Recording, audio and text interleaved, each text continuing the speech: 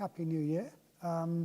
Particularly warm welcome if this is your first time on these Tuesday evenings. So tonight, to start off the new year, we are kicking off a new theme, as much Tara said. So we'll be exploring that for the next 3 months or so. And we've called this theme, rather inelegantly, Head, Heart and Guts. Total transformation. So first of all, head, heart and guts, referring to, as it were, the three aspects of our mental being. The head, the sort of cognitive knowing aspect, the reason, if you like, the heart, the emotional feeling aspect of our being, and then, well, the guts down here, the will, the volition, the drive, and the qualities that gives rise to, strength and energy. So we've called the series Head, Heart and Guts, Total Transformation, because that's what Buddhism is about. Sometimes you might hear people talking about Buddhism as it's all about insight. Buddhism is really all about insight, but it's not just about a rational understanding. As we've all heard on our intermediate introductory courses, our vision, the way we see the world, has to feed through to our emotions to have an effect. It has to feed through to something deeper. We use this analogy, don't we, of the horse and the rider, where, if you like, the head is like the rider and the rest of our being is like the horse. And the head might think we're going over there, but the horse is very often going over there. We've got to be united. It's not just about the head, it's about the horse as well. It's about the emotions and the volition. So what Buddhism is really about is total transformation of the total being. All the different aspects of us that need to grow together, and that needs to be reflected in the way we live our life. Now, we talked about those three aspects, head, heart and guts, if you like, seeing, feeling and willing, but actually they're not really that separate. They're all bound up together. So we all know that if we feel grumpy, we see reasons to complain everywhere. People do all sorts of stupid things. The world needs really seriously improving and somebody should take it in hand. The world's a mess. Our feeling completely dictates the way we see the world. Our heart dictates, if you like, our head, the way we think. If we feel cheerful, the world looks completely different. People look different. So the way we feel affects the way we think, and then the way we think affects the way we feel. If we think about something that somebody did which has let us down, we feel angry and betrayed. If we think about the same person, something that they did which has greatly helped us, we feel fond and affectionate towards them. How we think affects the way we feel. So the heart and the head are constantly, they're part of the same thing. And together, of course, they affect what we want, what we will. So we can't really separate them. But for practical purposes, it can be really useful to focus on one more than the others, to see how we can work on that particular aspect in order to change, as it were, the whole being. We need to sort of think in those ways. So that's what so we need to see how we can practice to see more clearly, to experience more positive emotion, and to work on our volition so that we've got more energy and strength. And that's what we're going to be looking at over the course of this next series. But to some extent, we're not going to do that in the way you perhaps quite expect, because tonight, for example, I'm going to explore what wisdom might mean, one of those, the head aspect might mean, by talking about an archetypal figure rather than by talking about sort of philosophical aspects of Buddhism. So I'm going to be talking about an archetypal figure called Manjusri. And Manjusri is one of a group of three figures who are called the three family protectors. So the three family protectors Avalokiteshvara, the Bodhisattva of compassion, the feeling, a figure representing the feeling aspect, the emotions. A figure called Vajrapani, figure of great strength and energy, embodying the volitional aspect of enlightenment, the energy and the strength of enlightenment.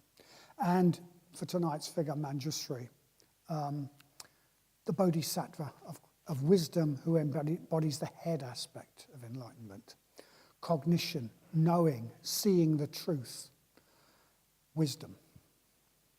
So these three figures together are called the three family protectors. They emerged actually quite early in the history of Buddhism as representing these three aspects of our being, these three aspects of enlightenment.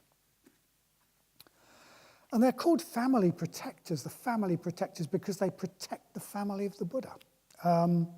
They protect practitioners, they protect us from negative mental states, because thinking about them, evoking them, meditating on them, puts us in touch with positive qualities which protect the mind.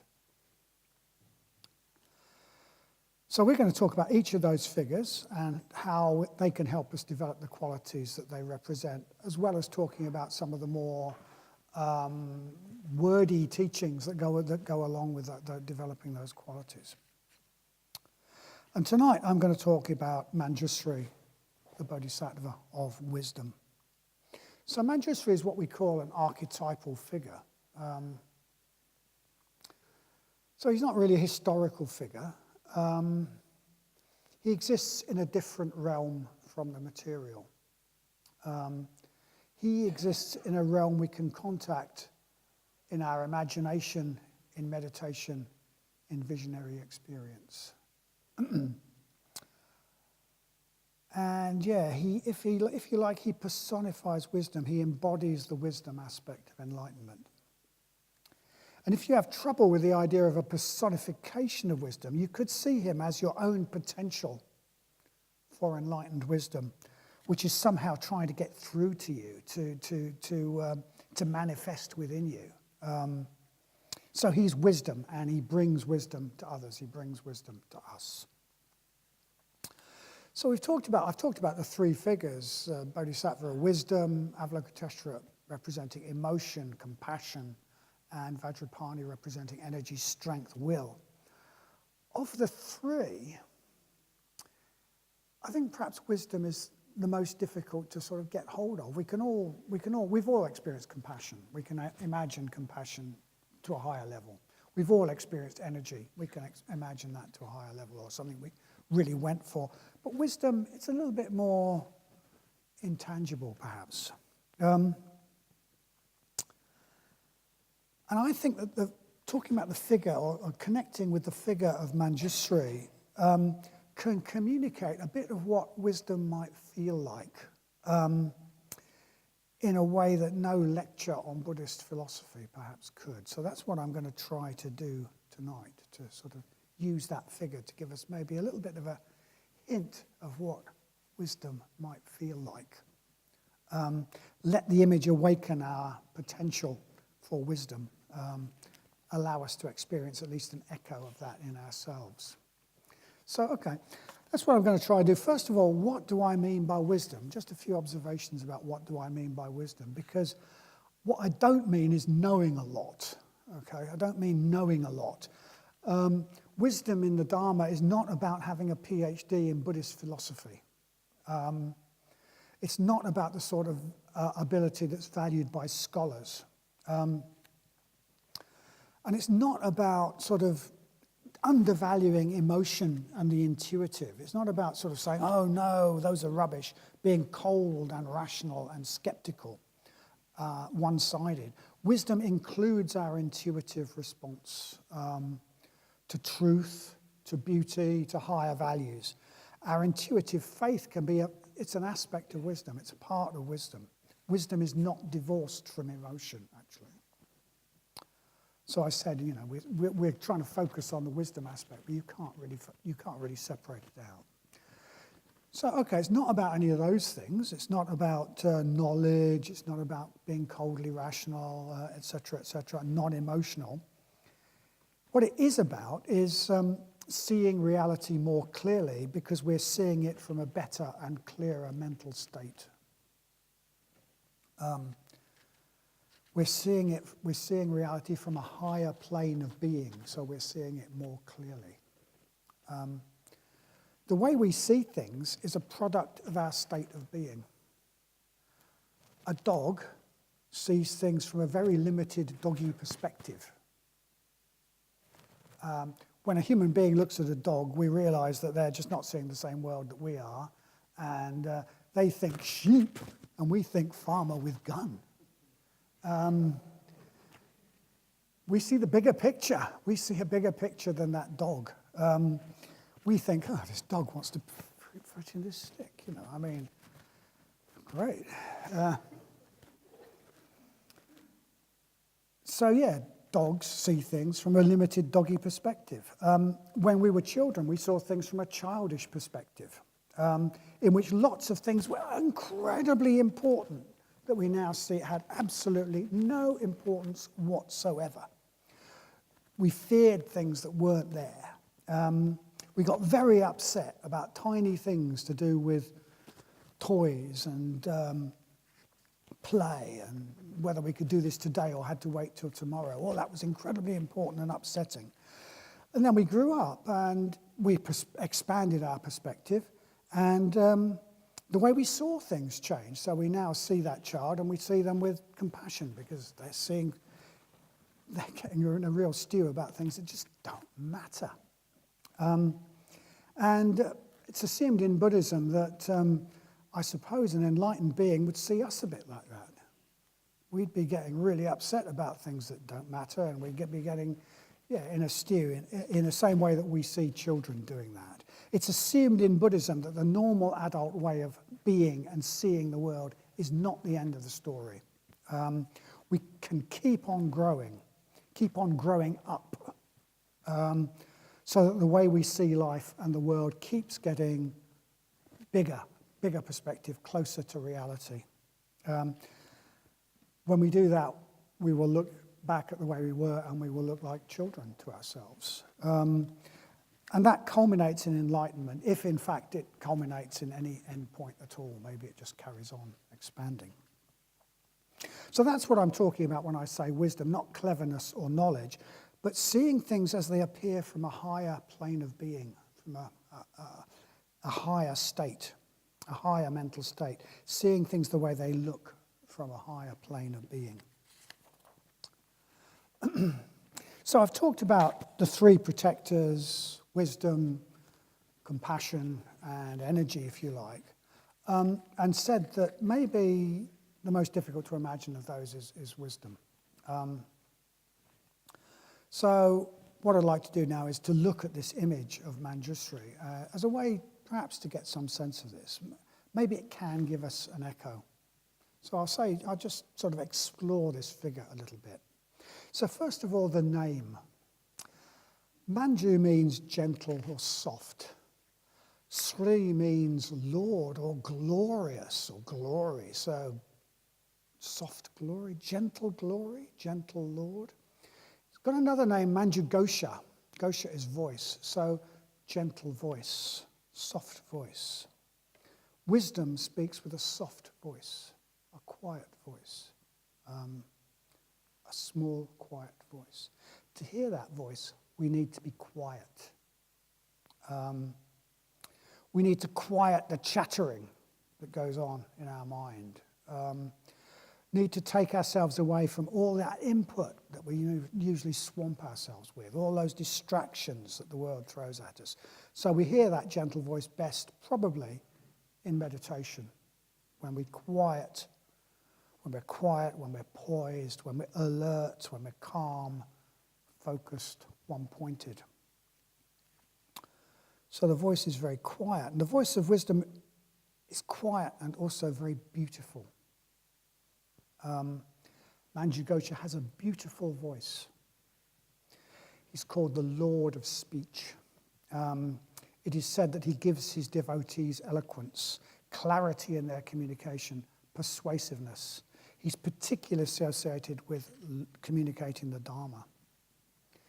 So there's a poem about Manjushri written by a Tibetan teacher called Tsongkhapa. And I'll just read you a little bit of that. He talks about different aspects of Manjushri, but he talks about the speech. He says, your speech, like music from outside samsara, takes away the suffering of every ear it enters. Pleasant and gentle, charming, heart-stirring, harmonious, pure and sweet like clear light, smooth, soft, calming. It pleases the ear, it satisfies the body, it soothes the heart, it brings delight, revealing the truth about all things, easy to understand, bright, delightful, enlightening, reasonable, relevant, concise. Its 64-fold harmonies are present in every word you speak, speaking to countless disciples, each in their own language. As far as space can reach, your voice gives happiness to lucky beings, dispelling delusions like a voice from the sky. So that's from, as I say, from I think 10th, 11th century poem by a Tibetan teacher. So something about the speech. The speech of Manjughosha is important because he is the Lord of speech. So what about his appearance? Well, Manjughosha, he emerges from a beautiful, clear blue sky, sitting in this image on a blue lotus, which is hardly different from the sky. It seems to subtly sort of emerge and go back into the sky. It's hardly there at all. It's the most ethereal sort of matter you can imagine. And he's young. He's a crown prince. He's a young, handsome, well-built young man, upper body naked, otherwise royally dressed in silks, with a jewel crown and other articles of jewelry. And he's in the very, very prime of youth. This is a really important thing about him. He's eternally young. And he's golden in color. He doesn't look very golden there. He looks sort of orange, but he's golden. He's golden in color. In fact, he's made of golden light. He's not made of hard stuff like you and I. He's made of golden light. And he shimmers or wavers as though he's a reflection in water. Sometimes his color is described as being like seeing sunshine in a lion's eye. I've never got that close to a lion. Sunshine in a lion's eye. The lion is very much Manjushri's animal. He's sometimes called Manjushri's Vadi Simha, riding a lion, going on a lion.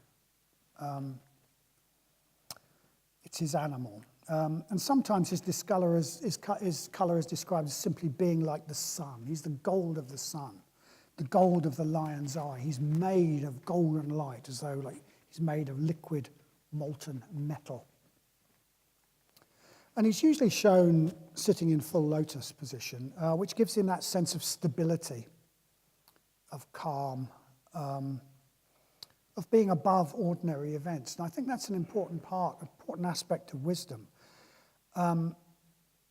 One fruit of wisdom is that it allows us to have that higher perspective which puts us above ordinary happenings, all the melodramas that go on, all the usual sort of stuff that we take so seriously, makes us more immune to being blown around by what's going on around us. We see the bigger picture so we don't sweat the small stuff, as they say. I remember seeing a bumper sticker which said, don't sweat the small stuff. 2, it's all small stuff. Well, most of it is small stuff, actually. Most of, if you've cast your mind back over your life, you probably see there have been all these things that have seemed so important and then they're just gone. So that's quite a good bumper sticker, I thought. So Manjushri is sitting in this calm, detached pose of full lotus, and probably the most obvious thing about him is he's holding the sword of wisdom above his head. in this poised, graceful way, not as though he's about to chop wood with a machete, but in this really poised, graceful way. And this is no ordinary sword. Its edges are running with flame. And it's incredibly sharp. It's incredibly sharp. In fact, this sword is said to be so sharp that if you held it and let a piece of silk drop, the silk would part without being at all affected by the blade. It would just part in two. So this incredibly sharp blade.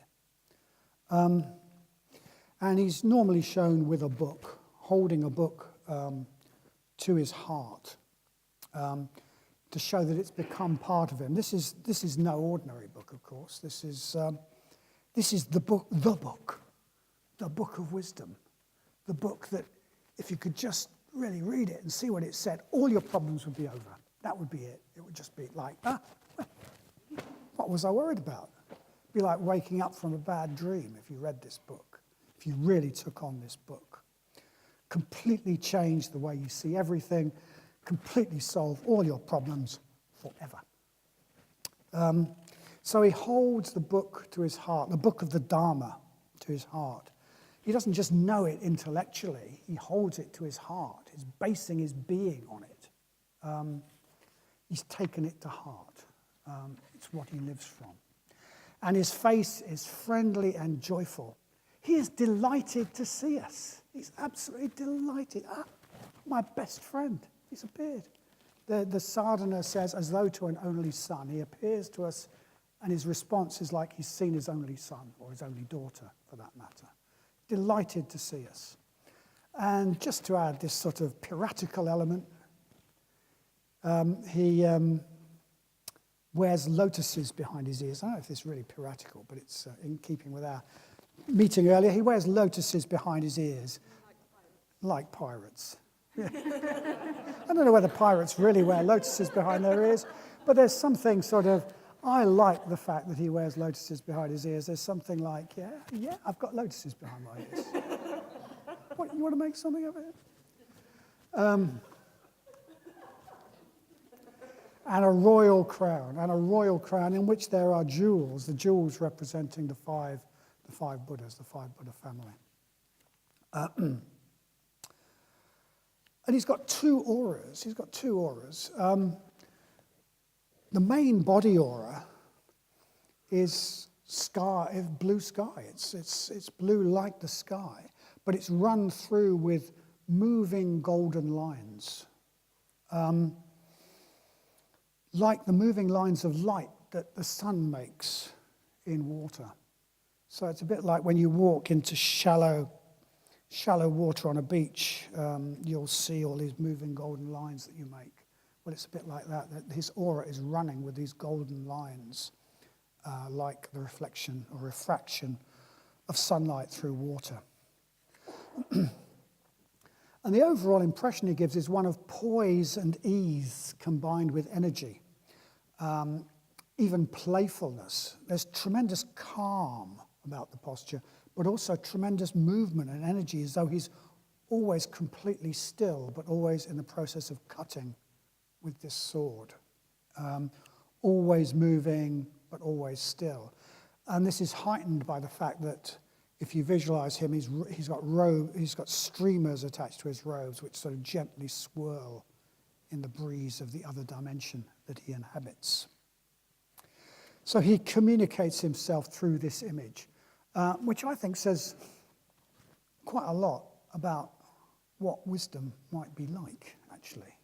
It says something quite a lot about the poise, the stillness, but the energy, the beauty, the sense of freedom, the sense of playfulness, great sense of playfulness about it. So he communicates himself through the image, but he also communicates himself through his mantra, which is Om Marapachanadi. Om is the sound of the beyond, the sound of something that we cannot possibly get our head around, which exists outside this realm. And Adapachana D, are said to be the letters of the original alphabet, the letters of the sort of magical alphabet of the gods, the archetypal alphabet. He emerges, the Om emerges from the transcendental realm, another dimension of existence, but it expresses itself through language, through letters, through language. The archetypal dimension expressing itself through speech and writing. So he's very connected with communication through words. He's the Lord of speech. He's the patron bodhisattva of those who communicate the Dharma. The Om of the transcendental transforms into speech. And finally, D, Om Marapachana, that's the first few syllables of the original alphabet. And finally, D is seed syllable. Not much you can say about it. It's the sound symbol of Manjughosha, a sound symbol of wisdom, D. It reminds me of the noise that the breeze makes in poplar trees by the side of the water, or the sound of wind on the water, creating those ripples that make that sort of golden light. And it also reminds me of, it rhymes with free. D. Okay, that's a bit about the mantra. What a bit more about the image. What might that communicate in a bit more detail? Well, the most obvious thing is the sword. And of course, what swords do is cut. This sword cuts amazingly. His sword is always cutting what binds us. So what does his sword cut? What Manjughosha's sword cuts and cuts away from us are what the poet Blake calls the mind-forged manacles. So Blake wrote a poem in which he talked about walking through London. He said, I wander through each chartered street, near where the chartered Thames does flow, and mark in every face I meet marks of weakness, marks of woe. In every cry of every man, in every voice, in every ban, the mind-forged manacles I hear. So the mind-forged manacles. We make manacles for ourselves by the stories we tell. By the stories we tell about the way things are, by the stories we tell about who we are, by the stories we tell about what is possible, by the stories we tell about how the world is. And then we allow ourselves to be imprisoned by those manacles. We're locked up by those manacles. We get stuck in a boring, outdated version of ourselves. We get stuck in a boring way of seeing the world. We get stuck in a boring, safe way of living our lives. And all of that makes us grow old and stale, the very opposite of Manjushri. Manjushri's sword cuts through those mind-forged manacles so that he's eternally youthful, eternally not imprisoned by the past. So there's a line from that other great poet, Bruce Springsteen, where he says something like, just one frightened man with some shadows for bars. He's seen it. We live in a prison where the bars are shadows. They're in our imagination. And Manjughosha's sword cuts those shadows. It cuts us out of that prison, cuts away those mind-forged manacles. Okay, so what are a few of those mind-forged manacles? Maybe we can be a bit more detailed about that. First of all, there are stories that make us slaves to the past. We tell stories about the way things are which make us slaves to the past. Because I have acted this way in the past, I am this sort of person. And because I am this sort of person, I have no choice but to act this way in the future.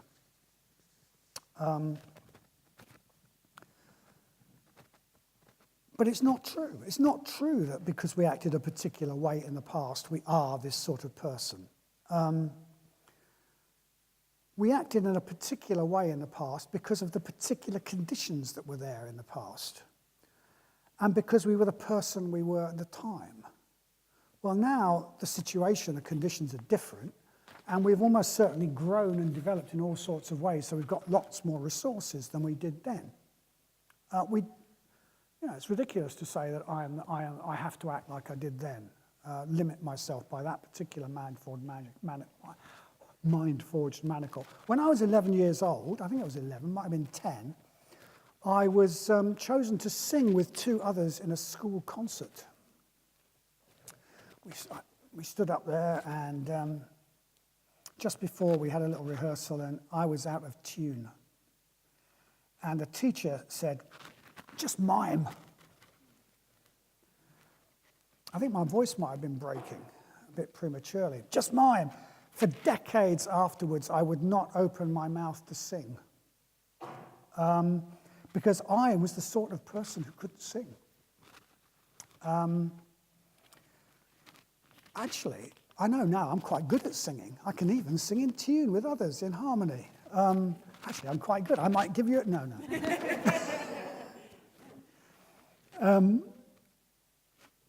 That was just a story I told. It was a mind-forged manacle, which actually took quite a lot of the joy out of my life for some time. I really like singing, as Suriamati knows to her cost. It was just an imaginary bar in my prison. When I was in my 30s, I found myself working in a really quite well-paid job, quite a prestigious job with a nice detached house in Nether Edge and an affluent lifestyle. But I had no sense of meaning from my job, and I felt trapped in a life that seemed to me like I was doing what somebody else thought would be great, but it wasn't great for me. But I didn't think I could possibly leave that job unless I could find another job that paid enough money to have a nice detached house in Nether Edge and an affluent lifestyle, because I was the sort of person who had a nice detached house in Nether Edge and an affluent lifestyle. That was the sort of person I was. For several years, I was trapped in this life that felt really limiting by this mind-forged manacle. There was a guy I worked with. I used to say, I'm going to do all sorts of things. I was going to do all sorts of things. I was going to start a sheep farm in Chile. I was going to do all sorts of things. And one year he gave me for my birthday as a present a copy of Waiting for Godot. And I said, "Why have you given me a copy of Waiting for Godot?" And he said, "Because waiting for you to leave is like waiting for Godot."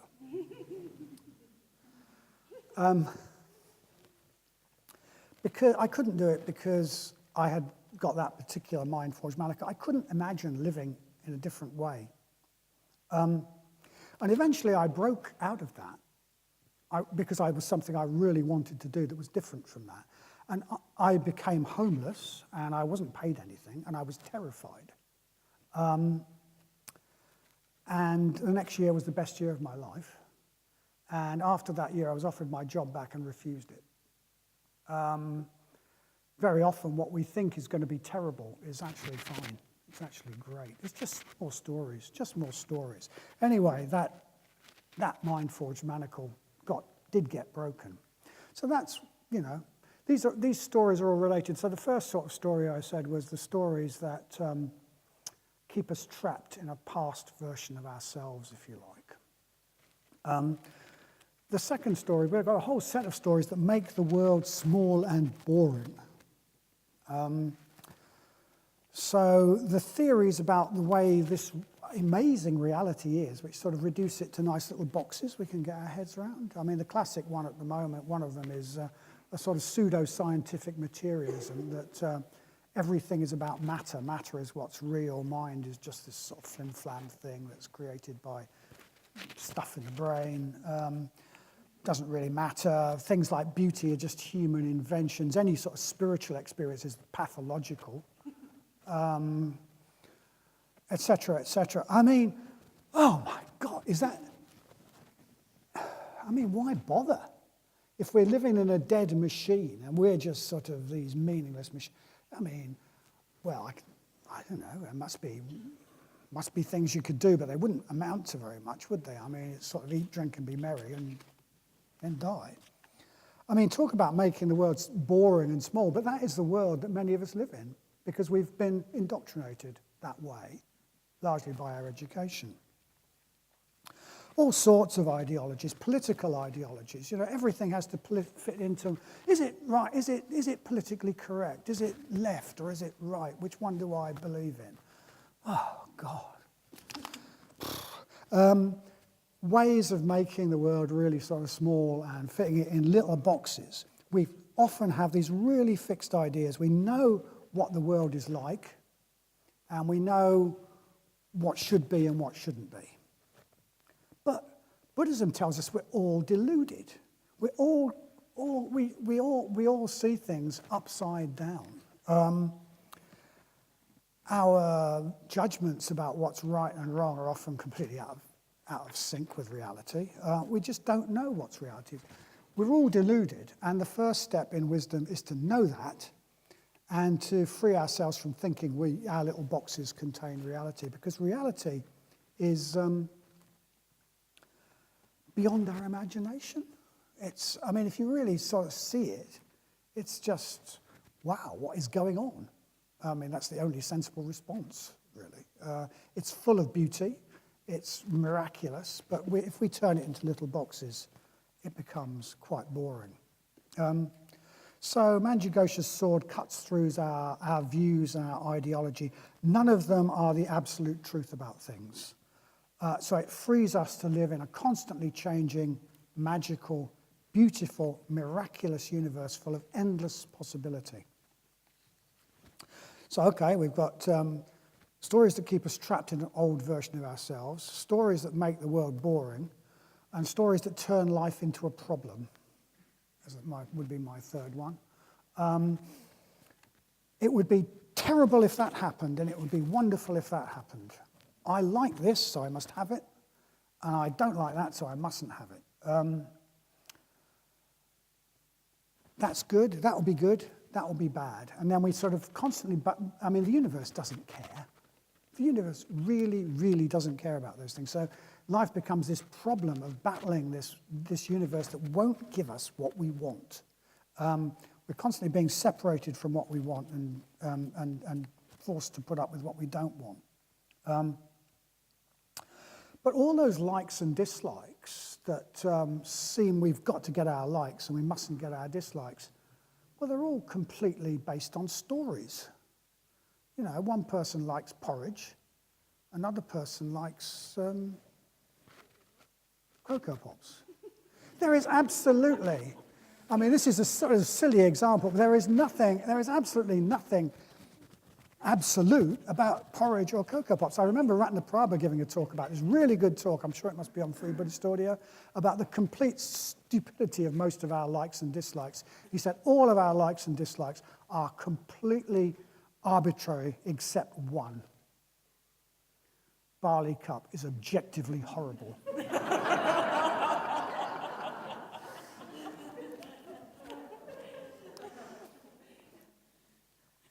But we take them all so seriously, don't we? We take them all so seriously that if this happens, that will be terrible. If that happens, it will be great.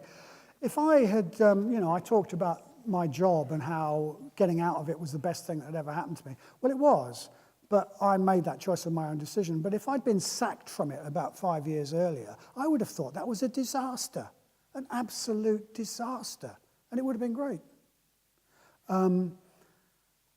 I don't want to malign my first wife, but I was married to a woman for 9 years, and when we split up, I thought my world had ended. And it was great. It's the best thing that could have happened to both of us, really. Very often, the things that seem like, that would be terrible, are fine. And the things that we think would be the solution to everything are, they're not. What happens to lottery winners? Do they all sort of dance off into the sunset? No. So the trouble is that the ideas we've got about what will benefit us and what won't benefit us are based on our delusions. They're based on what are called the 8 worldly winds, or the four sort of things we use to judge. Will I gain or lose? Will this bring me praise or blame? Will this give me pleasure or discomfort, pain? And will this increase my status or decrease it? And that's what we tend to judge things by. Those four things are what we tend to judge things by. The trouble is they're not good. They don't tell us anything about our real benefit, actually. I mean, if we go by pleasure and pain, well, we just become addictive. You know, we have to be able to face some pain in life to be able to achieve anything. If we just go with pleasure, we'll just be complete weak addicts.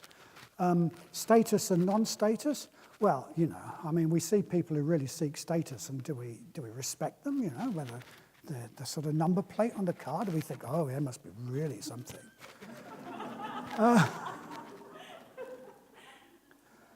Praise and blame. Well, if we go by praise and blame, then we're not our own person. We're absolutely imprisoned by other people's agendas, because they'll praise us when we do what they want, and they'll blame us when we do what we want. What else was there? Loss and gain. Yeah, loss and gain. Well, I lost a lot when I left my job, but it was a great gain, you know. I mean, so we all know. I mean, unless we're absolutely on the breadline, unless we're going to end up under a bridge, material things aren't that important, actually. One of the unhappiest people I know is one of the richest. Some of the happiest people I know are some of the poorest. So yeah, they don't work, but yet we use them to judge. Oh, that would be awful, and that would be great. And then we spend our life in this melodrama, this big problem. There's all these problems. But when we see beyond that, which we sometimes do, I mean, I don't know if you've ever had this experience, but I've had it on retreat. If there's, you know, these problems in my life, and I go away on retreat, and I go for a walk after quite a lot of meditation for a few days, and I just think, what's the problem? And of course I think, well, I've done it, I've cracked it. That's it now. You know, I'm just going to waltz through life until about the Tuesday of getting back. But that's because I was actually in a higher state during that time. I was actually seeing things from a higher perspective where those things were not problems. Yeah, so there's a few of the sorts of mind-forged manacles that Manjushri's sword of wisdom will separate us from. We had stories, mind-forged manacles of stories that keep us trapped in an old, past version, outdated version of ourselves. Stories that keep us trapped in a boring version of reality. Stories that keep us trapped, what was the third one? Stories that keep us trapped in, sorry? Stories that make the word a problem. Yes, thank you. I'm a bit tired. Stories that make the word a problem. The stories that we tell that turn unimportant things into really important things that we have to worry about. So our life becomes full of worry. And I'm sure if you cast your mind back over your life, you'll see that there were all these things that seemed to be looming up on the horizon that, oh God, that would be awful. And then they weren't. Maybe they happened. Probably they didn't happen. And if they did happen, they probably weren't that bad. And then there are all these things that would be great if they happened, and then they did, and they weren't that wonderful, or they didn't happen at all, and it was all right, you know. So that idea of just turning life into this sort of melodrama. So, wisdom. The Dharma tells us that we are beings of deep ignorance, wandering around, not seeing things as they are, interpreting everything in a narrow way that puts us and our little personal concerns at the center of everything. That, of course, is the fundamental problem. That's the fundamental problem, because if we're the center of everything, if we're the center of the universe, then everything that happens to us is so important. That's what the Dharma tells us. And seeing through that is a major spiritual experience, actually seeing that we are beings of deep ignorance. There's a particular Japanese form of Buddhism called Jodo Shinshu, where one of the real big spiritual achievements is to know that you are a bombu. And a bombu is a complete fool. You know that what you think about things is just not true. So you don't have to take them that seriously. We're beings of deep ignorance. I mean, that's not just confined to that particular tradition. There's a story about a Zen master who, after 20 years of practice, says, "Who would have thought that I would end up a complete idiot?" But there's something absolutely wonderful about knowing we're complete idiots. A deluded person who knows he is deluded is already a long way from not being deluded. A deluded person who doesn't know that they're deluded is an idiot. So it isn't negative to see that we're a bomb, but it frees us up to move beyond. We don't have to take our likes and dislikes so seriously. We don't have to take our neuroses seriously. We don't have to take our negative emotions seriously. We don't have to take our anxieties seriously. So to have wisdom, real wisdom of Manjughosha, is to go beyond worries and problems and anxieties. Because our problems and our worries and our anxieties are based on a limited, self-obsessed perspective, the stories we tell about the world, and a life based on that deluded perspective.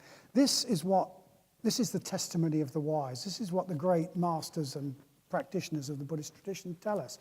The response to enlightenment is to laugh. There's this wonderful Vajrasattva mantra, which is 100-syllable Vajrasattva mantra, which has got it's sort of the best bit, the focus is ha, ha, ha, ha, ho.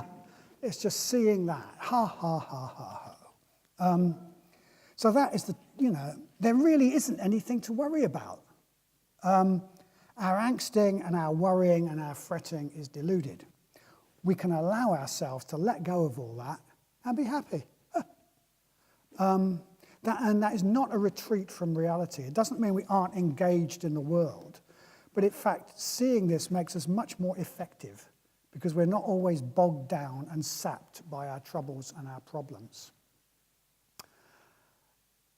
It's not that there's a wonderful couple of lines in a poem by T.S. Eliot. It's actually a prayer to the Virgin Mary, this poem.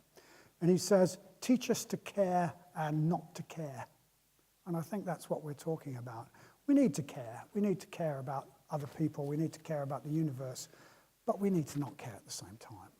We need to not care particularly about all the stupid stuff that we usually care so much about, that's concerned with what we want. So that's the testimony of the wise, that life and the universe is okay, actually. And it's often our experience when we're at our best, as I talked about my experience on retreat. We see that our problems are self-created. They're mind-forged manacles. They're mind-forged bars. We see that when we're at our best, at our highest, when we're seeing most clearly. So, yeah, both from the testimony of the wise and our own best moments, we can have some faith that to see reality clearly is to go beyond fear. To be joyful and playful, like Manjughosha. We can wear some lotuses behind our ears. That's okay. It's really okay. Go beyond the sense that life is a problem. Frees us up to live in a much more full-colour way. Normally, our nagging sense of anxiety and everything being such a problem drags us down and makes our world boring and grey. So that is what Manjughosha's wisdom can do.